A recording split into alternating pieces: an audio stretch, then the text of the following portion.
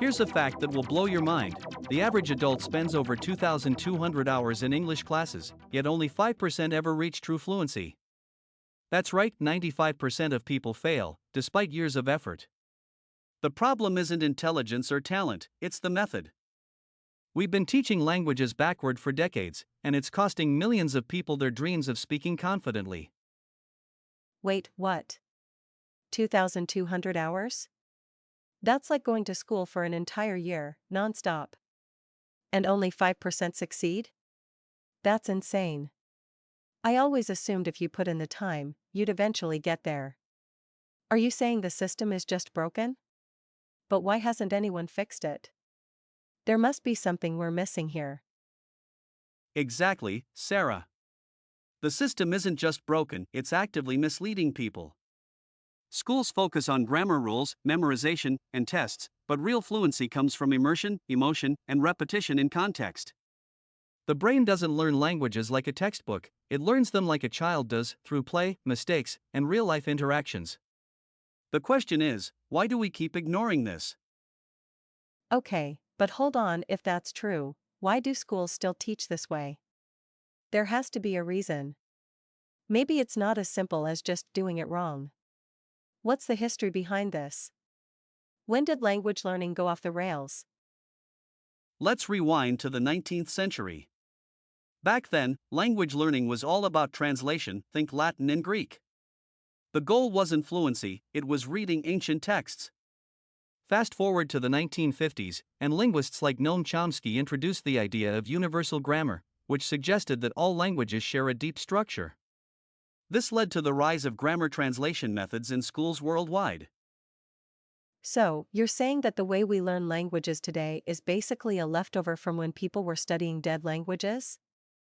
That's wild. But surely, by now, someone must have realized this doesn't work for speaking. Why hasn't it changed? Great question. In the 1970s, researchers like Stephen Krashen started challenging these methods. Krashen's theory of second language acquisition argued that fluency comes from comprehensible input, hearing and reading language you mostly understand, not from drilling grammar rules. His ideas were revolutionary, but they clashed with the education system's focus on tests and grades. Wait, so Krashen's research showed that immersion works better, but schools ignored it? That doesn't make sense. Why would they keep doing something that doesn't work? There must be more to the story. What were the arguments against his ideas?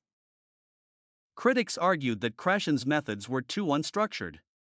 Schools need measurable outcomes, and immersion doesn't fit neatly into a curriculum.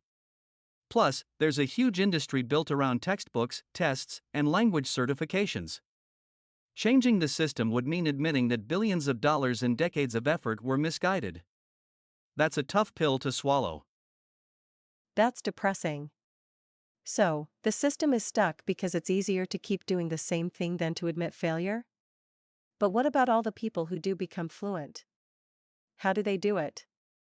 There must be exceptions, right? What's their secret? The exceptions are the people who ignore the system entirely.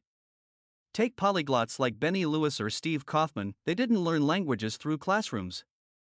They immersed themselves in real conversations, made tons of mistakes, and focused on communication over perfection. Their brains rewired themselves because they were exposed to natural, repetitive input in meaningful contexts. Okay, but not everyone can just move to another country or spend hours talking to native speakers. What about people who are learning English at home, with limited resources? Are you saying they're doomed to fail? That can't be right. There has to be a middle ground. Not at all. The key is creating immersion at home. Think about how children learn their first language. They don't study grammar, they absorb it through repetition, play, and emotion. Adults can do the same by consuming media they enjoy, like TV shows, podcasts, or books, and repeating phrases out loud. The brain doesn't care if you're in a classroom or on your couch, it just needs consistent, engaging input. That makes sense. But here's what I don't get. If immersion is the answer, why do so many people who move to English-speaking countries still struggle? I've met immigrants who've lived in the US for 10 years and still can't hold a conversation. What's going on there? That's a critical point. Immersion alone isn't enough, it's about active immersion. Many immigrants fall into the trap of what's called the language bubble. They work jobs where they don't need to speak English, they socialize with people from their home country, and they consume media in their native language. Their brains never get the repetitive, meaningful input they need to rewire for fluency. So, it's not just about being surrounded by the language, it's about how you engage with it. That's a game changer. But let's talk about the science for a second. How does the brain actually learn a language? What's happening in there when we're picking up new words or grammar?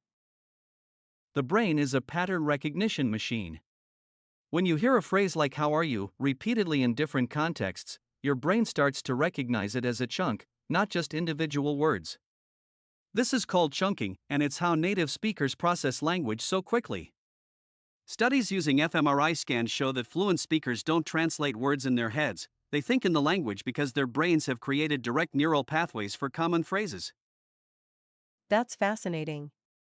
So, the brain is basically creating shortcuts for language? But what about grammar? How does that fit in? I always thought grammar was the foundation, but now you're saying it's more about patterns. Which one is it? Grammar is important, but it's not the starting point. Think of it like learning to drive. You don't memorize the mechanics of the engine before getting behind the wheel, you learn by doing. Grammar rules are like the owner's manual, useful for reference, but not how you actually learn to drive. The brain picks up grammar naturally through exposure, just like children do. They don't study rules, they absorb them from context. Okay, but what about adults? Children's brains are wired to learn languages, but adults have to work harder. Is there a point where it becomes impossible to reach fluency? I've heard people say that after a certain age, you'll always have an accent or struggle with grammar. Is that true? That's a myth, but it's rooted in some truth. The critical period hypothesis suggests that children have an easier time learning languages because their brains are more plastic. However, adults can absolutely reach fluency, it just requires a different approach. The key is neuroplasticity. The brain can rewire itself at any age, but adults need to be more intentional about creating the right conditions for learning, like reducing stress and increasing engagement. That's encouraging. But let's get practical. What does this look like in real life? If someone wants to learn English fluently, what should they actually do? Give me a step-by-step plan. What's the first thing they should start with tomorrow? Step 1: throw out the textbooks. Instead, pick one piece of media you genuinely enjoy, a TV show, YouTube channel, or podcast, and consume it daily. Don't worry about understanding everything. The goal is to get used to the rhythm and sounds of the language. Step 2: shadowing. Repeat phrases out loud immediately after hearing them. This trains your mouth and brain to work together. Step 3: find a language partner. Even 10 minutes a day of real conversation will accelerate your learning more than hours of grammar drills. Shadowing, that's interesting. I've never heard of that before. But what if someone is too shy to speak? A lot of people freeze up when they have to talk to a native speaker.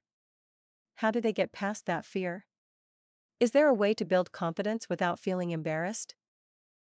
Absolutely. The fear of speaking comes from the belief that mistakes are bad. But mistakes are how the brain learns. Think of it like lifting weights, you don't start with the heaviest dumbbell, you build up gradually.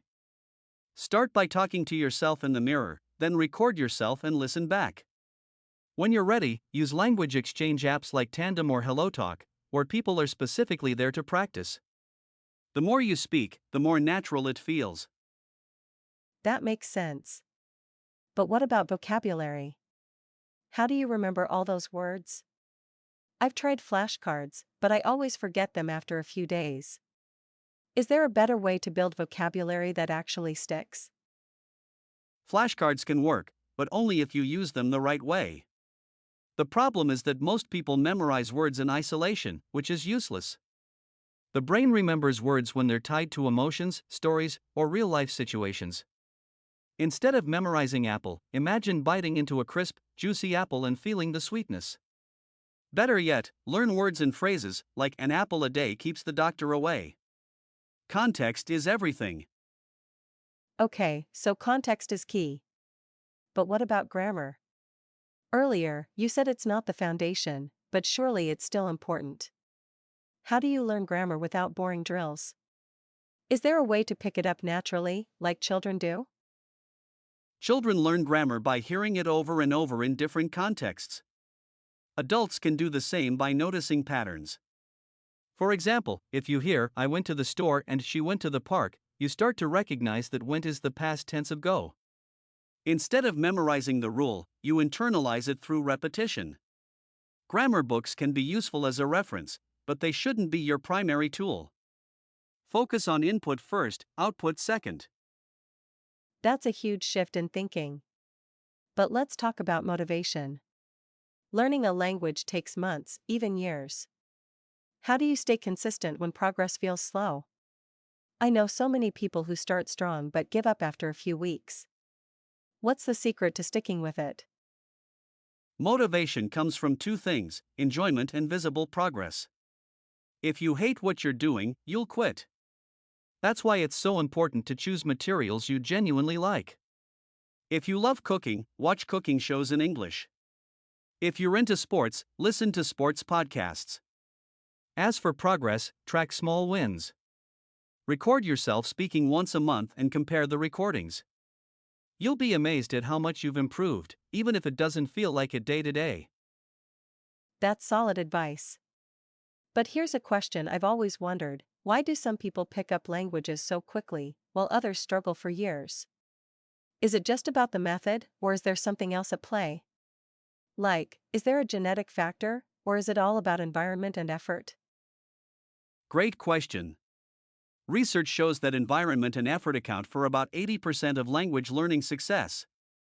Genetics play a small role, but it's not the deciding factor. The real difference maker is mindset. People who believe they can learn a language, who see mistakes as part of the process, progress much faster than those who think they're bad at languages. It's a self-fulfilling prophecy. If you believe you'll fail, you will. That's powerful. So, mindset is everything. But let's get back to the science for a second. You mentioned neuroplasticity earlier. How does that actually work in the brain when you're learning a language? What's happening on a neurological level? When you learn a new word or phrase, your brain creates a neural pathway. The more you use that word, the stronger the pathway becomes. This is why repetition is so important. Over time, these pathways become automatic, and you don't have to think about them anymore. For example, when you first learn to drive, you have to concentrate on every little thing. But after a while, it becomes second nature. Language works the same way. The more you practice, the more automatic it becomes. That's a great analogy. But what about accents? Why do some people pick up a native-like accent, while others sound like they're speaking through a filter?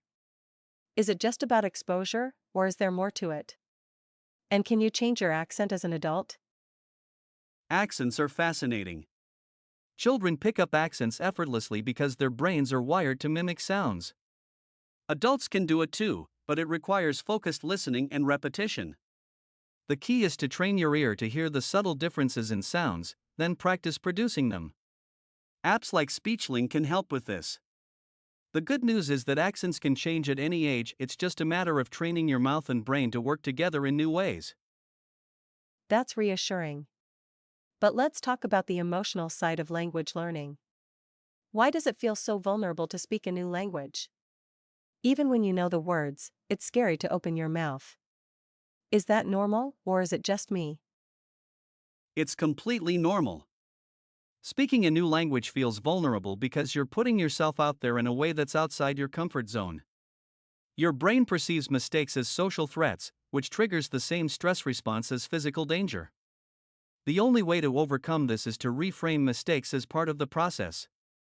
Every time you speak, you're rewiring your brain even if it feels awkward. The more you do it, the easier it gets. That's a great way to put it. But what about people who are learning English for work or school? They don't have the luxury of taking it slow. How can they accelerate their learning to meet deadlines? Is there a way to hack the process? For people with deadlines, the key is intensity. Instead of spreading out your learning over months, create a short, focused burst of immersion. For example, take a 2-week intensive course where you speak English for 4 to 6 hours a day.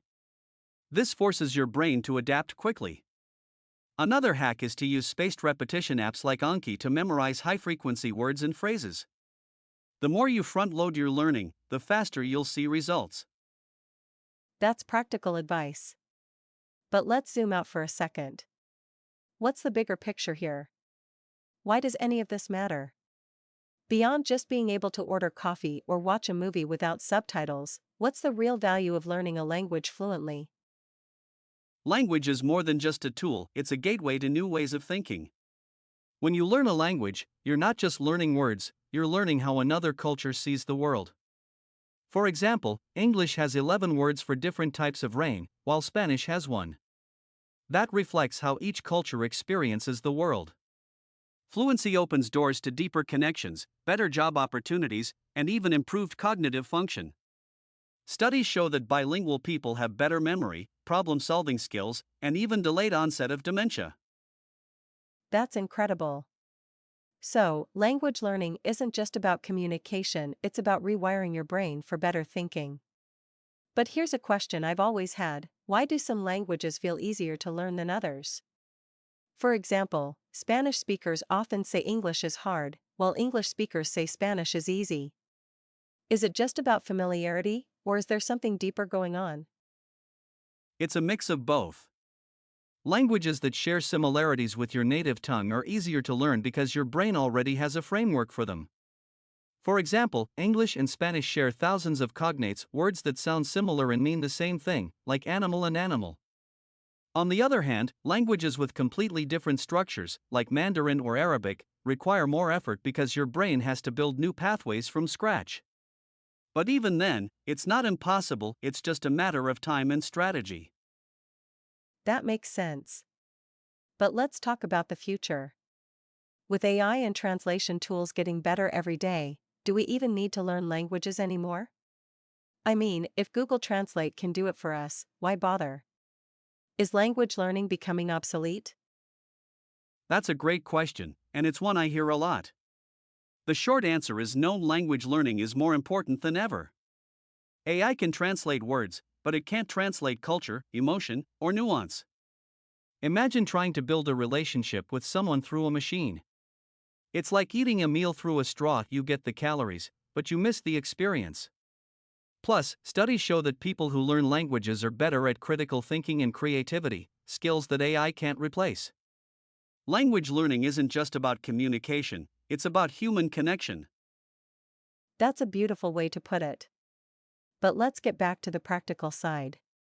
What's the one thing most people get wrong about learning English? If you could fix one misconception overnight, what would it be? The biggest misconception is that fluency equals perfection. People think they need to speak without mistakes to be fluent, but that's not true.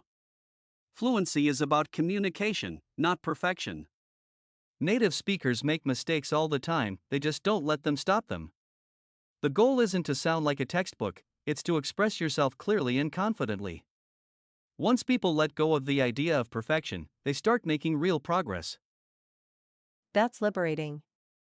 So, if someone is listening to this and feeling inspired, what's the very first step they should take? Not tomorrow, not next week, right now. What can they do in the next 5 minutes to start their fluency journey? Right now, open YouTube and search for English Conversation for Beginners. Pick a video that looks interesting and listen to the first 30 seconds. Repeat the phrases out loud, even if you don't understand them. That's it. You've just taken the first step toward fluency. The key is to start small, stay consistent, and enjoy the process. Fluency isn't a destination, it's a journey. That's such a simple but powerful step. I love that. But before we wrap up, I have to ask, what's the most surprising thing you've learned about language learning? Something that even shocked you when you found out. The most surprising thing is that your native language can actually slow you down. For example, English speakers often struggle with sounds that don't exist in their language, like the rolled R in Spanish or the tones in Mandarin. But here's the kicker: your brain can learn these sounds at any age, it just needs focused practice. I've seen adults in their 60s and 70s learn to speak new languages with native like accents. It's never too late to rewire your brain. That's inspiring. It really drives home the point that language learning is for everyone, no matter their age or background. But let's bring it back to the listener. If there's one thing you want them to take away from this episode, what would it be? The one thing I want you to remember is this: fluency is not about talent or intelligence, it's about strategy and consistency. You don't need to be good at languages to become fluent. You just need to show up, make mistakes, and enjoy the process. The brain is designed to learn languages, you just have to give it the right conditions. Start small, stay curious, and trust the process. You've got this. That's a perfect note to end on. But before we go, I have to ask, where can people find more of your work? If they want to dive deeper into this, what should they do? I'm so glad you asked. I share daily tips and strategies on my YouTube channel, Fluent in 90 Days, and I've got a free guide called The 5-Step Fluency Blueprint that walks you through exactly how to apply these principles. You can grab it at fluent90.com. And if you found this episode helpful, please share it with someone who's learning English. You never know whose life you might change. Absolutely. And if you're watching this on YouTube, don't forget to like, subscribe, and hit the bell so you don't miss our next episode. We've got some incredible topics coming up, including a deep dive into how music can accelerate language learning. Alex, thank you so much for this eye-opening conversation. It's been a game changer. Thank you, Sarah. And to everyone listening, remember, every expert was once a beginner. The only difference between you and someone who's fluent is that they started before you. So, what's one small step you'll take today to move closer to fluency? Let us know in the comments, we'd love to hear from you. Until next time, keep speaking, keep learning, and keep growing. You've got this.